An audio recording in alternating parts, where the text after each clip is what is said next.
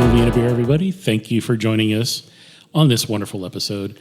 My name is Dan. We have our two wonderful co-hosts, as always. I'm a co-host. I'm Blake. I'm Randall, but I'm not really here yet. Oh, geez. Here we go. It's timey-wimey time. We're going to be discussing... Here's Randall. Yeah, welcome and sit down. Welcome and sit down, yes. We're going to be discussing this movie called Primer. It came out in 2004, and it's a crazy time travel, time tropey. I don't know what it was, but we're confused. Crazy grounded is a great way to put it. Yes. It'll break your brain. Yeah, I'm having a lot of trouble just existing at the moment. Oh, there I am. The guys that were actually in it and playing the characters, their ears kept bleeding because they were like, we're breaking our own brains, traveling back and forth multiple times, trying to get the exact moment that we wanted to have happen. I'm sure it makes sense. Is the episode over yet? No, wait. We just showed up at the beginning. Yeah. Okay. So we knew we were going to watch this film, and I went and discovered, and I'm air quoting discovered, some experimental beers, because we knew going into this that this was about experimentation. Their engineers are doing crazy science, what they called 8th grade or 9th grade physics math. I don't remember that part. Who were these people? He said it. Yeah, so these people were were four friends who were venture capitalists. Oh, no, they wanted venture capitalists, yes, money because they were inventors. All right, good episode, guys. Dan taking with the tag. Oh wait, that hasn't happened yet. Has this happened yet? No. What? We keep going back and forth because that's what happens in the movie. You keep going back and forth. And if you don't get it right the first time, you can always go back and fix it, except when you go back to fix it, you actually make it worse. Yes. Welcome to Movie and a Beer. This is Blake. And I'm Randall. Which does happen. It's a pretty popular trope that does happen. You go back and forth. Yeah. And they explain it really well. I mean, they try to... The science sounds accurate from what I know. Yeah. I've seen this film 20 times, and it's taken me that amount of times to watch it to say that the science is accurate as far as I can understand it, which is very little. Because we're not engineers, nor do we know our 9th grade or 8th grade physics. Physics, math is more accurate, I think. Yeah. Well, since time travel is technically theoretical. Let's just say this: no one who has ever been in a time travel movie has actually watched a time travel movie, because you think all the characters that are in time travel movies would have seen by this point a time travel movie. Point of order, Avengers Endgame, they reference several time travel movies. Yes. Culminating in Ant-Man saying, so Back to the Future is bullshit? Yeah, basically. Exactly. And I actually asked that while we were watching it. I was like, these guys haven't seen very many time travel movies or watched Doctor Who, because it's like back and forth. It's like you can reset stuff, but you can only do so much before you break it. This feels like a time travel movie the way a zombie movie feels about zombies. Yes. Where they're always like, what's that shambling person walking towards me? Right. Despite the fact we're inundated with zombie culture. Yes. And these guys are talking about what, at the beginning, nonsensical science. Which is actually not nonsensical. Yeah, to me. But it is real science, but it sounds nonsensical. Yes. I love that they were just hinting at what they were talking about without straight up saying time travel. They never once said time travel. They were talking in actual figures, and it was so good. Yeah, they tried to play the market, plot spoil, and they did. They made a bunch of money, and then shit came back around, and it was like, oh, oops. Yeah, let's not do that. Let's see if we can undo all that time travel shit that we just did, which just never works out. Which just never works out. So when we knew we were going to watch this film, we were like, hey, we're going to go grab some food from Cerveza, and while we're there, we're going to look for some time travel or experimental beers. We came up with a couple of really good, a cold IPA and an experimental IPA. Yum. Both were really good, but we'll talk about those in a moment. Or have we already talked about them? We have. Hi, internally, welcome to Movie and a Snack. This is Randall. Oh, no, we're in a multiverse. Oh, shit. We're crossing our timelines. This is a really, really interesting film. I loved it. The writing was really well done. Oh, my God. It was so tight. And what Randall, you had said it only cost like $7,000 or something to make? It cost $7,000 to make, but eventually ended up grossing $424,000. Wow. So you did a pretty good investment. Yeah. Yeah. Yeah. That's like Bitcoin right there. It's just kind of blowing up. Buy cheap, make a lot. Exactly. Yeah, it was written by Shane Carruth, and he played the lead too, I think. Played the lead, and he had no experience doing anything ever. No acting, no writing, no producing, no directing. He could be president too, because he has no experience. Except he actually made a really good film. Yeah, I was, after seeing his credits or lack thereof, I was kind of shocked to see he'd never directed or acted. Yeah, he was I thought he was natural. doing a good job. Like, I bought him as I believe they were real skeptical, actors. Yeah. greedy person wanting to fix the timeline, as it were. Yeah. The question then becomes, do you actively choose to reset the timeline that you just fixed because you now morally are obligated to fix what you just fixed? Or is it already fixed because you're thinking about it and you're already here? And they hinted at that a lot. Boy, Because howdy. I just thought about it, does that mean it's already done? Woof. Because you don't know how many such a times good it's movie. happened. That's We're the never going to problem. learn our lessons. No, we're never going to. never. We're just going to keep making time travel movies and making the same mistakes over and over again. They were floating things in this box. And as the few shows that Right, I've seen and right. movies that I've seen that kind of really dive into, gravity and time are actually Right. close to each other. Yes, and so they decoupled the gravity part, Yep. and it decoupled the time part. Correct. Oh, I get it now. That's why they had Interesting. at the beginning, the dude, he drops these things Yeah. onto this magnetic The- field the that they created. And Hole punch Yeah. paper pieces, yeah. Yep. he was like, let's see what happens, because I put my hand in it and it feels weird. I don't know what that is. So they started experimenting with the smaller box, and then we built the bigger ones, and they're like, oh, they're now, you can disassemble these and take them elsewhere and do it again. Mm-hmm. The problem is how far back you can go. Yeah. Can you only go back Right. from the point that you started going forward? So I want to jump back. I'm going to spend 6 hours in, and I can only go 6 hours back. Right. Because I'm going to stay stable in the box, but time around me moves one way or the other. That's what it was. But if they left the machine running for a certain amount of time, that's how far back they could go. Correct. So they had the thing at the end, and I'm Right. totally So they possible could- that a fail safe that had been running for days and days and days, so that they could go back and redo everything that's again. what that was about. Yeah. Yeah. Again, not a bit. I legitimately did not get that until Dan just said Yeah. it. No, they were trying to fix. Anywho, don't forget to hydrate or dihydrate. So yeah, the beers that we had that were pretty big. They're Big above tasty average. beers. Big tasty. So I can say, looking at this list of classic time travel tropes, this movie avoided a bunch of them. yes. What are some classic time travel tropes, Blake? Get back to the future. Someone is sent to the past and has to find their way back. I love how they say the future, a time that hasn't happened yet, which sounds like a soft drink. This is funny. I watch Bob's Burgers with Otto, my son, and he really loves this episode where Teddy creates this poster I love where it Teddy. said, what is it? It's yes, tomorrow is yesterday's tomorrow. Yesterday is tomorrow's yesterday. Oh my god, that's a very Teddy thing to write. No, it makes sense. It's only cool, right? Yeah, it totally makes sense. Oh, I love that show. No, More that's very tropes, good. More tropes. Chekhov's time travel. What's if time that? travel is possible, then the characters need to time travel. Which seems a little silly to point out if you're Does that mean it's already happened and Right. then they're going back because it's already happened? pretty much. The gun got shot already, and you have to get to the third act to make sure it gets shot. You know, my favorite time travel movie might be Memento. Is Memento a time travel movie?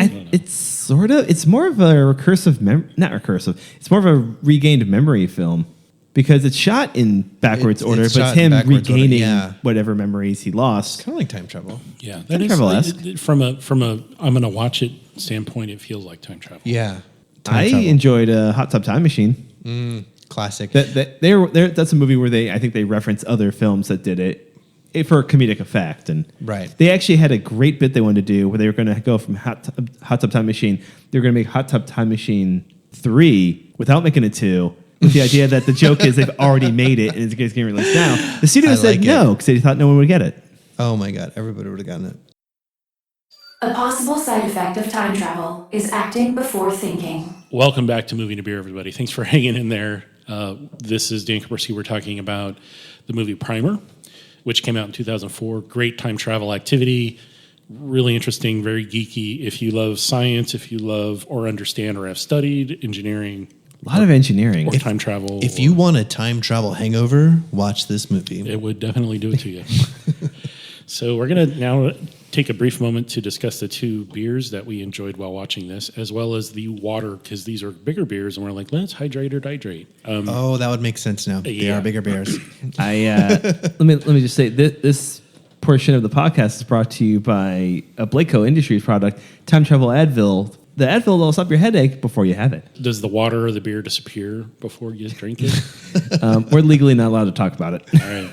We can't talk about it yet. We although can't. we have We already talked did, about and it. boy, were the courts not happy with us. Yeah. So anywho, those So beers. we got dinner at Cerveza, and when we were there, we grabbed some 6 or 4 packs of some interesting stuff. All shout outs to Dan for picking these out. These Yeah, are so Cold phenomenal. IPA, which is from Ecliptic and Wayfinder here in the Portland metro area. It is a cosmic collaboration, and on the label, it's got 2 kind of weird-looking spacesuit astronauts with eyeballs for heads, and it's really creepy because one's holding like a Hefeweizen glass, and the other is holding like a traditional Pilsner glass.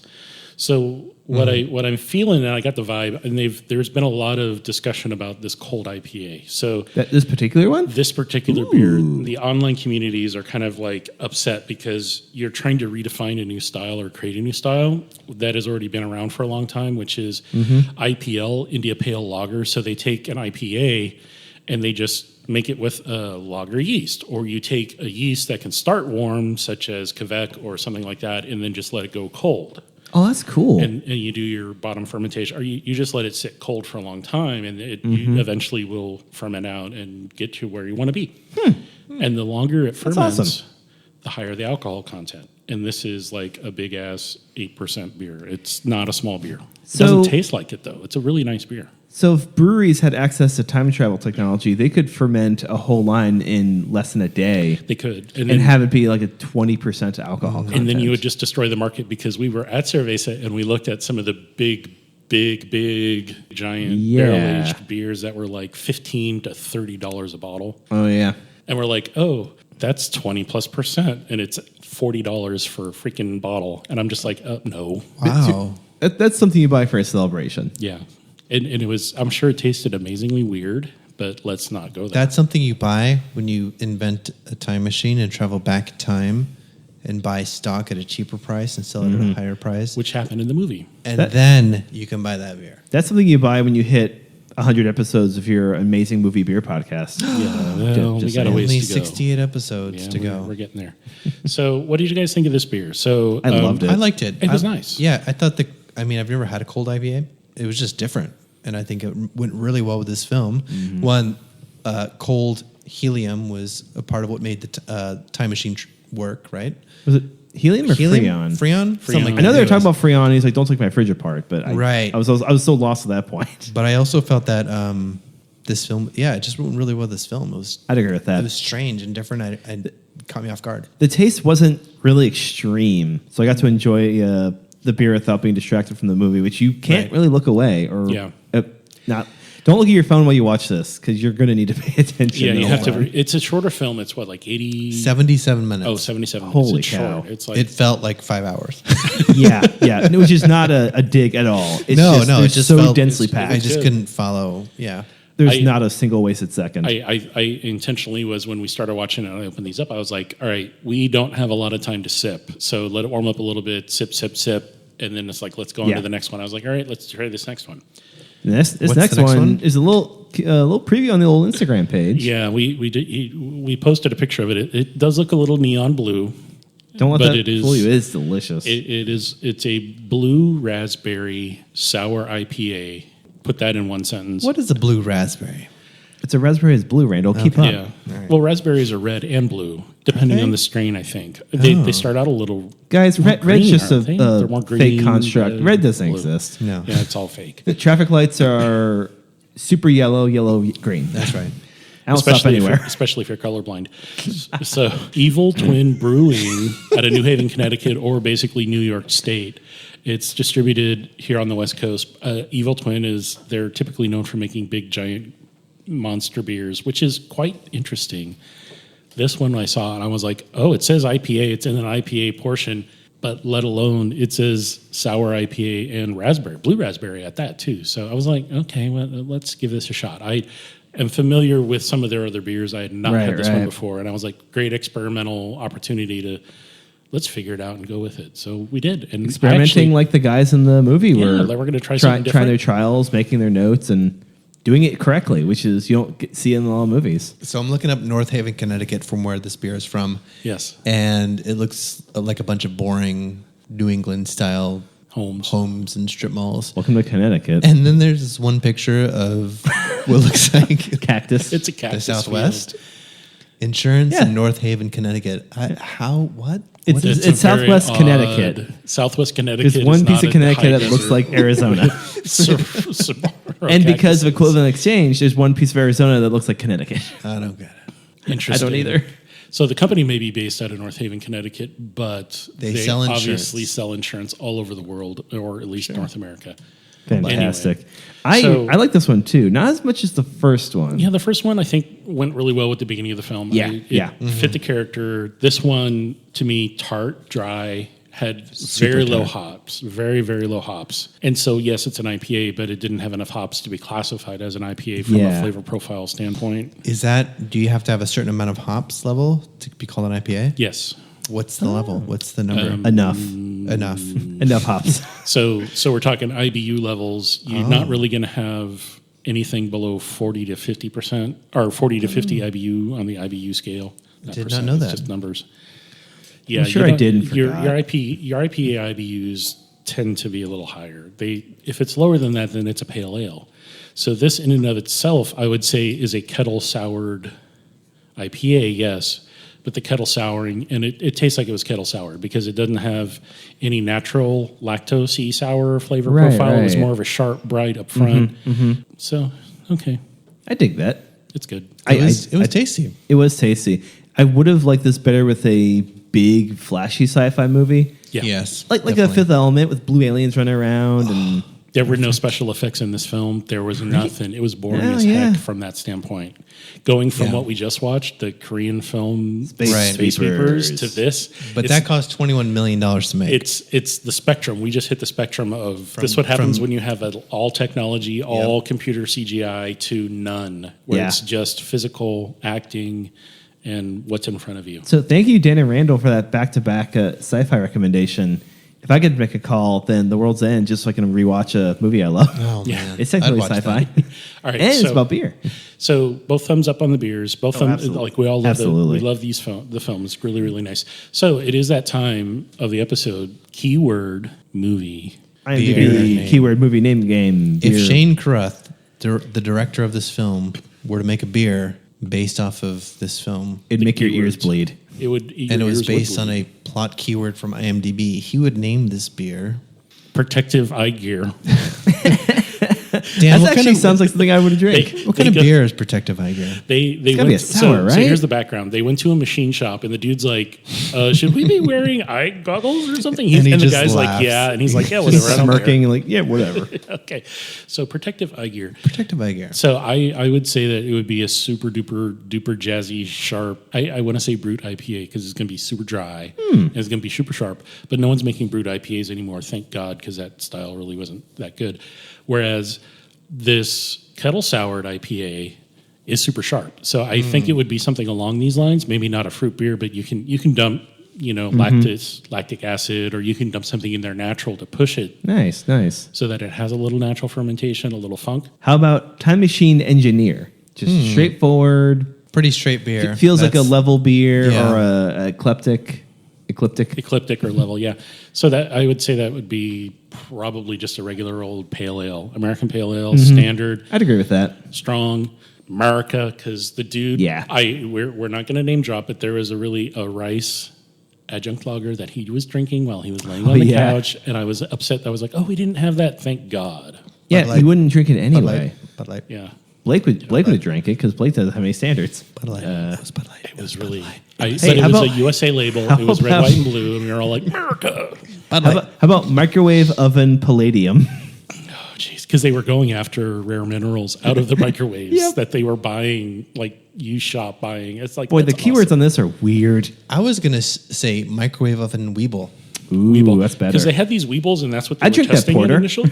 They were testing It the was, machine yeah. on Weebles initially. But yeah, And so what kind of beer is that? So I'm going to microwave go oven Weeble. a super funk, like open fermentation, because the Weeble, during the time travel that it experienced, had bacteria grow on it that would have taken 5 years to grow. And that's how they but found out. That's how they find out the time travel. It was the open fermentation. They were trying to make beer, but they invented a time machine. Exactly. Oh, now the movie makes sense. It totally does. If you think of it from a beer's perspective. I actually, legitimately, while we were talking earlier, had a realization and thought, I'm just going to hold on to this. Okay. How about Identity Crisis Graduate Student? No shit. See, See, what we're doing Yeah, now, this is a listeners, cheap beer. This is a now, cheap listeners, I beer. have my laptop open talking and just lager. saving them. Lager. A big, bad American lager. It's just Yeah. there. It would just be the cheapest thing we can make and the cheapest thing you'd want to drink. You're welcome. I love it. It would be made from rice, water, yeast, and a little bit of malt, and no hops. Double paper wad basketball. Paper wad basketball is See, now legit you're just keyword getting here. goofy. Now you're just getting goofy. I- Paper wad basketball. I know that No, they were it's seriously they were on here. How I about know, the- it's, I, bottom, know scroll it's, the I bottom. know it's on there, but the realistic part of it is that doesn't have any application to beer, and yet you can call anything in the beer Paper community. wad basketball is a lager, and you can't change my mind. Okay. I want to tell you guys something. Yeah. Hi, my name is Randall. And this is Movie and a Beer. Oh. Hi, I'm Blake. Hi, I'm Dan. Ow, why's my ear bleeding? Why can't we write like normal people? And that was the other. That was plot my favorite spoiler. line. Why can't we write like normal people? That was some weird Too side much effect. beer. Too much beer. If they're making Yeah, a time machine to make better beer, they couldn't write. They were writing like they were drunk. It's Yeah, like they were I've looked at my printing notes, in really bad handwriting. I've looked at my notes God. after a night out and going, I gotta write this down. Next morning, what is this scribble? I don't know what that is. Something about monkey bread and also a machine gun? Yeah, you leave can't the we fur write on like the monkey normal to make the people? monkey bread. Should we do one more? One more. Do I get to pick one? Do I, Oh my God, I you- didn't yeah, get to yeah, pick yeah, one yeah, yet. Well, the All point right, the, so for me, make the it back. game is to throw ones at you that you create Yes. out of thin air, like magic. Dan wants like to it's play. magic. Let's Let's see. see Dan. I would like to think Okay. for a moment Okay. that Randall, he already played. Hi, my name's Randall. Welcome to Movie and a Beer. Don't forget to hydrate or dehydrate. yes. What did we watch this week? I brought up Space Sweepers.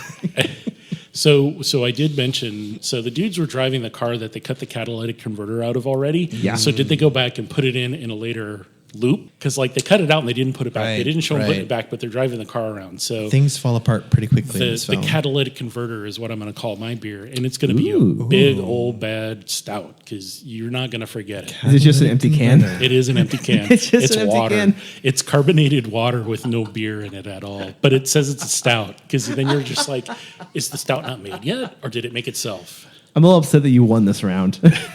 How dare you? You're a winner. Winner, winner. Palladium's pretty. It is. It's a big, has big shiny ballerinas metal, on it. and I would imagine that palladium's probably pretty expensive. Oh, it's very expensive. It's it comes from more- Russia. Oh, there you go. And the place where it's produced is the most like polluted place on earth. Well, of course. Was that Chernobyl? Nope, that's Ukraine. Really? I have no idea. I'm not smart, guys. Just heads up. It's all right. It's okay. Okay, I'm so- comedy smart. So are we ready to call this episode? Because we want to time travel a little bit and like go back and like think about what we talked about and be sure that this movie is indeed worth watching, and I think it is. And these beers are worth drinking, which I think they are.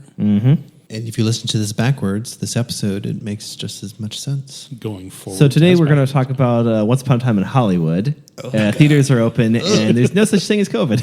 Yes, All right. we're going Take forward us and out. backwards. All right. So thank you everybody for hanging in with us while we digress on this really good film primer and these two Oh, man. amazing beers. Digressing is the only way to be thorough. Cold IPA. That's how your food gets It's- put in your system. digress. I digress my hamburger. I digress my hamburger. Yes, you did that. You had a chicken sandwich earlier, not a hamburger. Thank But you, anyway, Cerveza. You're now digressing even more. There's a different Blake who had a hamburger. Yes. So the cold IPA cosmic collaboration from Ecliptic and Wayfinder, and then the Evil Twin Brewing. It just says blue raspberry on the label, but it's an IPA that was a kettle sour. So Yeah. thank you for these wonderful beers, Cerveza, for providing us this wonderful food and drink for tonight. And Yes. the opinions expressed during the taping of this episode are the hosts. And as always, as we did tonight, hydrate. Or dihydrate. Yes. So thank you everyone for joining us tonight. This is Dan signing off. This is Blake signing off. This is Randall signing on. Oh, What? Oh Wait. man, my ear's bleeding again. my hearts are bleeding. Good night, everybody. Good night. Hello.